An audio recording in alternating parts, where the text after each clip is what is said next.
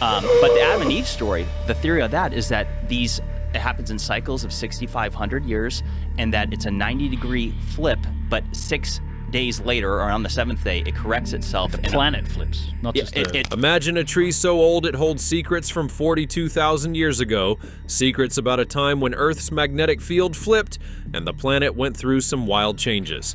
That there could be a time where the magnetic poles actually shift. Now picture Joe Rogan sitting in his podcast studio, diving into this kind of mystery with guests who love to push the boundaries of what we think we know. Welcome to a story that's part science, part speculation, and totally fascinating.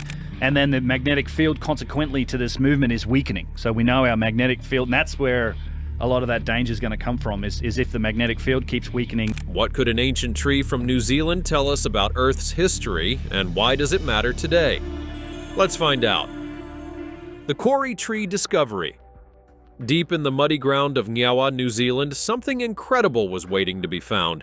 During a routine expansion of a geothermal power plant, workers stumbled across a massive kauri tree, Agathis australis, buried under 26 feet of soil. This wasn't just any tree, it's 8 feet wide, 65 feet long, and carbon dating puts it at 41,000 to 42,500 years old. That's right, this giant lived for about 1,500 years, back when Neanderthals were still roaming Europe and megafauna ruled Australia. It's like uncovering a time capsule from a totally different Earth. What makes this tree special isn't just its size or age, though those are mind-blowing enough, it's the story locked in its rings. Scientists say it captures a rare event called the Lashchamp excursion, a moment when Earth's magnetic field weakened and started to flip. That's a big deal because the magnetic field is like our planet's shield against cosmic rays. When it weakens, all kinds of weird stuff can happen. This tree's rings show a spike in radiocarbon, carbon-14, proof that more cosmic radiation was hitting Earth back then. It's not just a cool find, it's a window into a chaotic chapter of our planet's past. Picture this. 42,000 years ago, this kauri was standing tall in a swampy forest, soaking up sunlight while the world around it was shifting. The air might have been buzzing with auroras, those glowing lights we see near the poles today, except back then, they could have stretched way further because the magnetic field was so weak. Scientists found this tree in pristine condition, preserved by the boggy soil, like it was frozen in time. They hauled it out, studied it, and realized it's the first tree ever to record the entire Lashchamp excursion.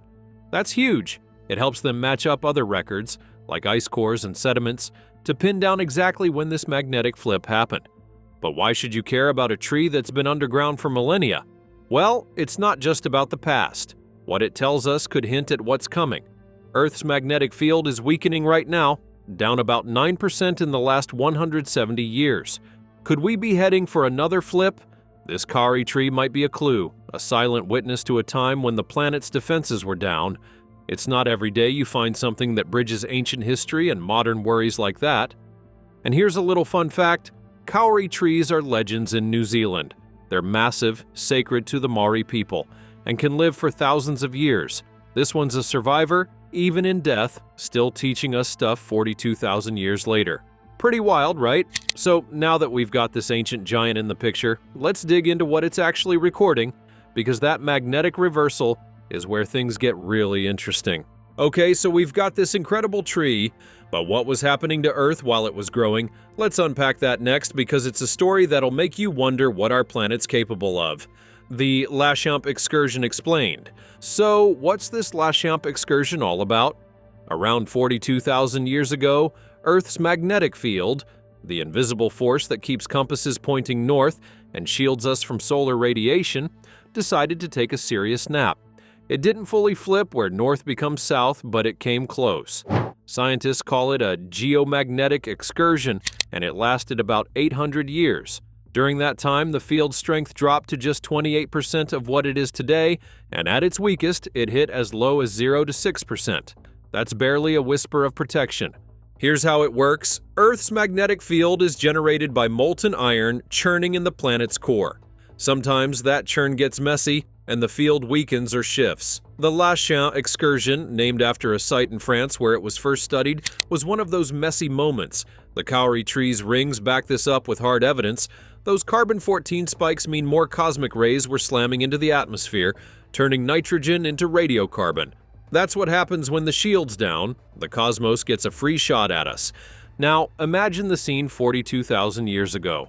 The sky might have been lit up with auroras everywhere, not just at the poles, because charged particles from the sun could sneak through easier. Studies, like one from Science in 2021, suggest the ozone layer took a hit too, letting more UV rays reach the surface. Could that have messed with the climate? Maybe. Some researchers think it cooled things down or shifted weather patterns. There's even a theory, still shaky, that it played a role in wiping out Australia's megafauna, like giant wombats, or speeding up the Neanderthals' exit around 40,000 years ago. Picture early humans hiding in caves, painting red handprints with ochre, maybe as sunscreen against that extra UV. Wild to think about, huh? But let's not get too carried away. The changes weren't instant or apocalyptic. This reversal took centuries to play out, not days.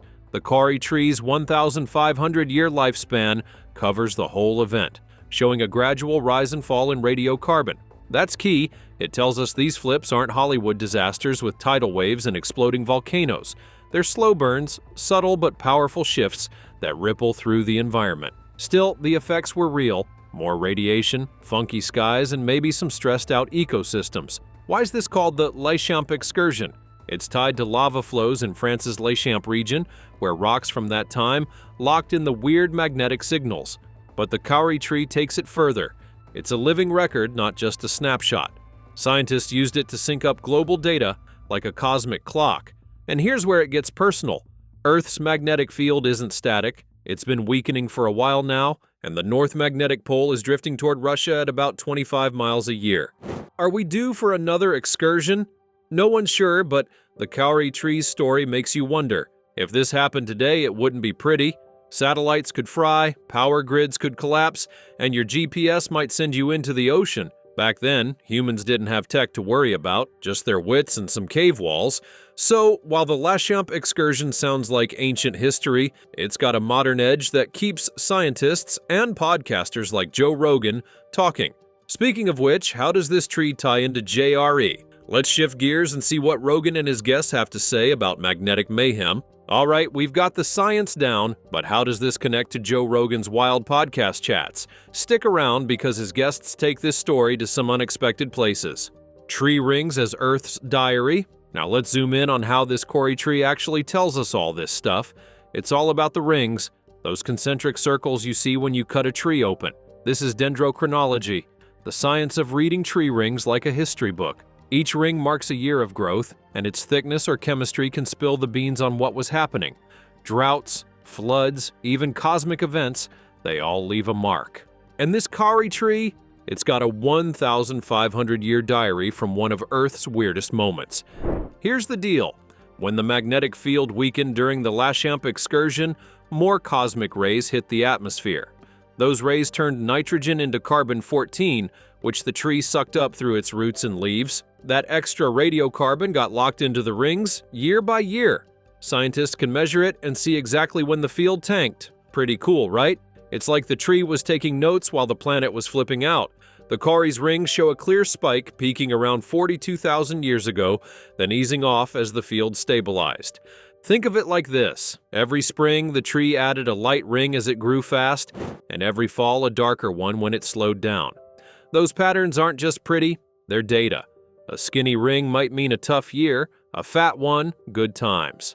But the radiocarbon spike, that's the smoking gun of a cosmic event. This tree's so well preserved that researchers could count every ring, matching it to other records like ice cores from Greenland. It's the first tree to capture the whole Lachamp excursion, making it a gold mine for science. What's wild is how far back this goes. 42,000 years is deep time, before pyramids, before writing, before almost everything we call history. Yet this tree was there, quietly growing while the world changed. Ever wonder what it saw? Auroras lighting up the night? Maybe early humans trudging through a harsher climate? It's a storyteller without words, and we're just now learning to listen. Kauri trees are champs at this. In New Zealand, some live for 2,000 years or more, and their wood resists rot, which is why this one lasted underground so long. Compare that to, say, a pine tree in your backyard. It wouldn't stand a chance. This quarry's a heavyweight, and its rings are a treasure map to Earth's past. So, while Joe Rogan might not have name-dropped this exact tree, his guests love talking about stuff like this, nature's clues to big crazy events. Let's see what they've got to say about it next. So, tree rings are basically Earth's memory. But what happens when Joe Rogan and his crew get their hands on ideas like this? Let's find out how they spin it. Joe Rogan and JRE's take. Alright, let's step into Joe Rogan's world. The Joe Rogan Experience, JRE for short, has been running since 2009, and it's a beast of a podcast. Rogan's this laid-back dude, comedian, UFC commentator, and a guy who loves asking big questions. He's got this knack for bringing on guests who range from legit scientists to out-there theorists, and they dive into stuff like ancient mysteries, cosmic events, and, yeah, magnetic field reversals. So, while he hasn't talked about this exact Corey tree, the topic fits right into his wheelhouse. Take Jimmy Corsetti, a YouTuber from Bright Insight. He's been on JRE twice, number 1742 in 2021 and number 1928 in January 2023 with Ben Van Kerkwyk. In number 1928, they dig into this wild idea called the Adam and Eve story by Chan Thomas. Corsetti's all about how magnetic pole reversals might happen every 6,500 years and trigger insane disasters. Think 1,000-mile-per-hour winds and global meltdowns. Rogan's into it, asking stuff like, could there be a situation where the magnetic poles really change? He's curious, pushing Corsetti to explain how this could rewrite history. It's classic JRE, big ideas, big debates, and a vibe that keeps you hooked. Then there's Randall Carlson, a geologist and regular JRE guest. Episodes like 606, 725, and 872. Carlson's more grounded but still loves shaking things up. He's obsessed with natural records, like tree rings and ice cores, showing evidence of past cataclysms. In number 501, way back in 2014, he says, tree rings are like a diary of the planet. Sudden changes can point to a cosmic impact or magnetic shift. Sound familiar? That's the Corey Trees gig, even if he doesn't name it. Carlson ties this to stuff like the Younger Dryas, a sudden cold snap 12,900 years ago, but the magnetic angle's right up his alley too. Rogan's all ears chiming in with, so you're saying something massive could have happened? What's cool about Rogan is how he balances this. He's not a scientist, but he's got this everyman vibe, asking the questions you'd ask if you were in the room. He'll push Carlson with, what's the evidence? Or tease Corsetti about how nuts the Adam and Eve thing sounds. It's casual but deep, and that's why millions tune in. The Corey Trees story, magnetic chaos locked in wood, would totally fit an episode. Imagine Rogan saying, wait, so this tree's telling us the planet flipped out 42,000 years ago? That's insane! Here's the thing though, JRE isn't a lecture hall, it's a conversation, sometimes messy, often speculative. Corsetti's theory leans hard into drama, while Carlson bridges science and what-ifs. Neither mentions the Corey tree specifically, but they're dancing around the same idea. Earth's history isn't as tame as we think. Rogan keeps it rolling, throwing out, why don't they teach this stuff? It's that mix of wonder and skepticism that hooks you. So how does this stack up against the real science? Let's peel back the layers on that next. Rogan's guests love a good story, but how much of it holds up? Let's see what the Corey Tree's hard facts say about these wild theories. The Adam and Eve story debate. Let's zero in on this Adam and Eve story thing from JRE number 1928, because it's a wild ride. Jimmy Corsetti brings up this book by Chan Thomas, written in 1965, claiming Earth's magnetic poles flip every 6,500 years and unleash absolute chaos. Think oceans boiling, winds hitting 1,000 miles an hour, and civilization resetting. He ties it to ancient myths, like floods in the Bible, and says it's why we've got gaps in history. Rogan's intrigued, asking, so you're telling me this could happen again? It's gripping stuff, perfect for a late-night YouTube spiral. But here's the catch. It's mostly bunk. Scientists, like Brendan Riley from Columbia University, say magnetic reversals don't work like that. The Corey Tree's record of the Lashchamp excursion shows it took 800 years, not a weekend. No sudden disasters, no apocalyptic winds, just a slow shift with some environmental quirks. Thomas's book got a little fame when the CIA declassified parts of it, but it's more sci-fi than science. Climate Feedback debunked it hard, pointing out there's zero evidence linking pole flips to instant climate chaos. Still, Corsetti's passion makes you wonder, could there be something to it? Rogan plays it smart here. He doesn't buy it wholesale, but keeps the convo alive, saying, if this is real, why isn't it obvious in the data? That's the hook. He's digging for truth, not just nodding along. Corsetti argues the mainstream's hiding stuff, but the Quarry Tree's rings tell a calmer story. Radiocarbon spiked, sure, but the world didn't end. It's a slow burn event, not a Hollywood blockbuster. You've got to give Corsetti props for enthusiasm, though. He's out there swinging for the fences. Compare that to what we know. The Lashump excursion messed with ozone and UV levels, maybe stressed some ecosystems, but it wasn't Armageddon. Scientists say full reversals, like the last big one 780,000 years ago, take thousands of years. No one's found a smoking gun tying them to mass extinctions or biblical floods. Rogan's guest is chasing a narrative, and it's a fun one. But the Quarry Tree's like, nah dude, I was there, it wasn't that crazy. This debate's what makes JRE spicy. You've got Corsetti painting this epic picture, while the tree's quiet evidence pulls the rug out. It's science versus story time, and Rogan's in the middle stirring the pot. Ever wonder why these theories stick around? Maybe it's because they're more exciting than the truth. Catastrophe sells better than... It took 800 years. But the real kicker? This class shows how JRE walks a tightrope between facts and what-ifs. Let's dive deeper into that tension next. The Adam and Eve story's a wild theory, but how does it stack up against what the Quarry Tree actually proves? Let's break that divide wide open. Science versus speculation.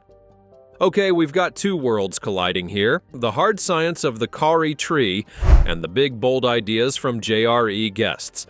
Let's start with the tree. Its rings are like a time-stamped logbook. Carbon-14 spikes prove the Lasham excursion happened, and it was a slow 800-year process. Scientists from Science magazine used it to nail down the timeline, syncing it with ice cores and sediments. The takeaway? Magnetic reversals are real. They mess with radiation and ozone, but they don't flip the planet upside down overnight. It's measurable, gradual, and grounded in data. Now flip to JRE. Jimmy Corsetti's Adam and Eve story is all about instant chaos, poles flipping fast, Earth going haywire. Randall Carlson's a bit closer to science, talking tree rings and cosmic impacts, but he still loves a good what-if twist. In number 725, he says, look at the tree ring data. You see anomalies that scream something extraordinary. Fair, but the Quarry Tree's anomalies aren't screaming end of the world. They're whispering things got weird for a while. Rogan's in the mix, asking, why don't they teach this? He's not wrong to question, but the gap between evidence and speculation is huge. Take Flint Dibble, an archaeologist from number 2136 in 2024. He's the science guy pushing back, saying, tree rings give us a clear timeline. There's no evidence of a sudden reversal beyond what we understand. He's right, the Quarry Tree backs him up. No lost civilizations, no 1,000-mile winds, just a slow magnetic hiccup. But here's the rub. Dibble's facts don't have the pizzazz of Corsetti's doomsday vibe or Carlson's cosmic flair. Science is steady, speculation's sexy. Which one keeps you listening? The Quarry Tree's a reality check. Its radiocarbon spike matches models of a weakened field, not a catastrophe. Studies, like one from New Atlas, say the Lashump excursion might have cooled the climate a bit, stressed some species, but it's not the apocalypse Corsetti's chasing. Carlson's closer, with his love for natural records, but he still stretches into unproven territory. Rogan's genius is letting both sides breathe. He's not preaching, he's exploring. You're left wondering, is the truth too boring, or are we just hooked on drama? This isn't new. Pseudoscience loves a good story. Think ancient aliens or flat Earth. JRE thrives on that edge, balancing legit curiosity with fringe ideas. The Quarry Tree's a quiet hero here, proving what's real while Rogan's guests dream big. It's not about who's right, it's about the conversation. Ever catch yourself leaning toward the wild stuff even when the facts say otherwise? That's the pull JRE taps into, and it's why we're still talking about it. So, what's this mean for us today? Let's shift to the present and see. We've got science and speculation duking it out, but what's this magnetic field doing now? Let's jump to today and find out. Modern magnetic field worries. So, the Quarry Trees got us looking back 42,000 years. But what about right now? Earth's magnetic field isn't sitting still. It's been weakening, down about 9% in the last 170 years, according to NASA. The North Magnetic Pole's on the move too, drifting from Canada toward Russia at about 25 miles a year.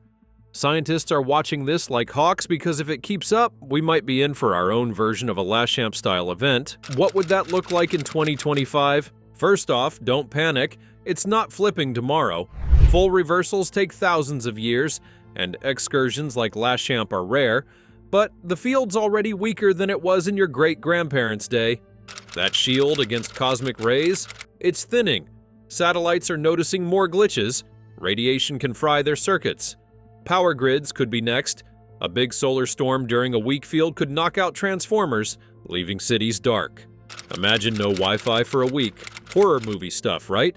The Quarry Tree's a heads up here. Its rings showed what happens when the field dips. More cosmic rays, more radiocarbon.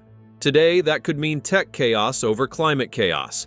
Scientists say we're not at Lashchamp levels yet. Our field's still about 80% of its historical strength, but it's trending down. Some models suggest a flip could start in a few thousand years, or maybe sooner if an excursion kicks in. Ever wonder how we'd adapt if GPS just stopped? Here's the cool part. We're tracking it better than ever. Satellites like the European Space Agency's Swarm mission map the field daily. We've got data the Quarry Trees humans could only dream of, but there's a flip side, pun intended. If an excursion hit, auroras might light up Florida, which sounds awesome until your phone's dead and the grid's toast. The Quarry Trees lesson? These shifts happen and they're not always gentle. Rogan'd probably love this. Tech meets nature's unpredictability. It's not ancient history, it's our future maybe. Scientists aren't sounding alarms yet, but they're not napping either. So, while the Quarry Tree whispers about the past, it's got us eyeing the skies today. What else can nature tell us? Let's check out some other clues next. The future's looking dicey, but what other records back up the Quarry Tree's story? Let's explore a few more natural time capsules. Other ancient records. The Quarry Tree's not the only one spilling Earth's secrets. There's a whole crew of natural archives out there. Take ice cores from Greenland and Antarctica. These frozen layers go back hundreds of thousands of years, trapping air bubbles and isotopes like a time machine. During the Lashchamp excursion, they show the same radiocarbon spike as the Quarry Tree, proof the magnetic field was slacking off globally. It's like nature's backup hard drive, confirming what that tree saw in New Zealand. Then there's sediment from the ocean floor. As mud piles up over millennia, it locks in magnetic signals from the Earth's field. Cores from the Black Sea and Pacific match the Lashchamp timeline. 42,000 years ago, the field wobbled and tiny mineral grains froze that moment in place. Scientists use these to map how the poles shifted step by step.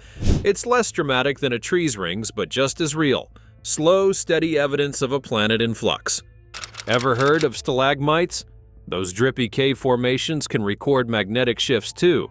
In places like China, they've got layers from 42,000 years ago showing the same weak field signature. It's wild. Caves, ice, mud, and trees all telling the same story. The Quarry Tree's the star because it's a single living thing, but these others fill in the gaps. Together, they paint a picture of a world where auroras danced and radiation crept in, all while early humans were figuring out fire. What's neat is how these records talk to each other. The Quarry Tree's radiocarbon matches the ice core's isotopes, which line up with sediment's magnetic flips. It's a global puzzle, and scientists are obsessed with piecing it together. Why? Because it's not just history, it's a playbook. If the field weakens again, these clues tell us what to expect. No ancient podcasts needed, just nature doing the talking. Ready for the big finish? Let's wrap this up.